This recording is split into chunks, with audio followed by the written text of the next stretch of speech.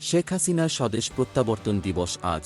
আওয়ামী লীগ সভাপতি প্রধানমন্ত্রী শেখ হাসিনার ৪৪তম স্বদেশ প্রত্যাবর্তন দিবস আজ।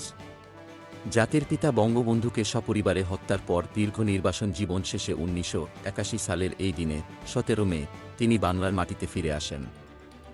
বিকাল ৪:৩০টায় ইন্ডিয়ান এয়ারলাইন্সের একটি বিমানে তিনি দিল্লি থেকে কলকাতা হয়ে তৎকালীন ঢাকা কুর্মিটোলা বিমানবন্দরে এসে পৌঁছান। বঙ্গবন্ধু কন্যা শেখ হাসিনার ঐতিহাসিক স্বদেশ প্রত্যাবর্তন দিবসটি তাৎপর্যপূর্ণ ঘটনা। এর মধ্য দিয়ে অশ্রুসিক্ত জন্মভূমিতে সংকট জয়ের বীজ রোপিত হয়। মুক্তিযুদ্ধের বাংলাদেশ বিনির্মাণে দৃঢ়প্রত্যয়ে অগ্নিশপথে উদ্ভাসিত হয়েছিল বাঙালি জাতি। ঐতিহাসিক স্বদেশ প্রত্যাবর্তনের মধ্য দিয়ে শেখ হাসিনার নিরবচ্ছিন্ন দীর্ঘ সংগ্রাম শুরু হয়। দীর্ঘ ১৬ বছর ধরে সামরিক জান্তা ও স্বৈরশাসনের বিরুদ্ধে চলে অকুতোভয় সংগ্রাম। জেল, জুলম, অত্যাচার কোনো কিছুই তাকে পথ থেকে টলাতে পারেনি এক বিন্দু। শত প্রতিকূলতাতেও হতোদ্যম হননি কখনো।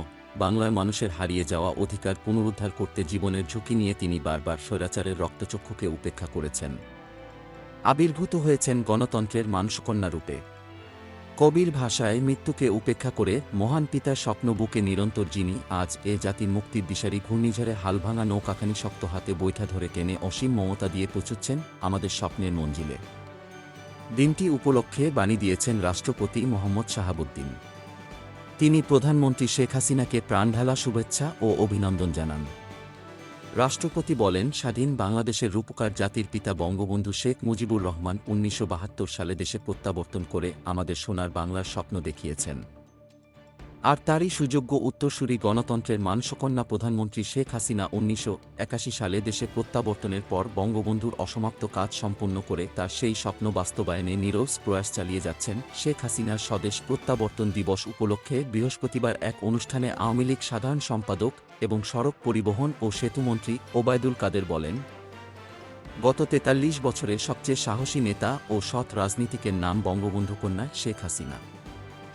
গত ১৫ বছরে উন্নয়ন ও আধুনিকতায় বাংলাদেশ বদলে গেছে। ১৫ বছর আগের বাংলাদেশ আর এখনকার বাংলাদেশ কোনো মিল নেই। ১৯৭৫ সালের ১৫ আগস্ট ইতিহাসের নৃশংসতম হত্যাকাণ্ডের মাধ্যমে সর্বকালের সর্বশ্রেষ্ঠ বাঙালি জাতির পিতা বঙ্গবন্ধু শেখ মুজিবুর রহমানকে সপরিবারে হত্যা করা হয়।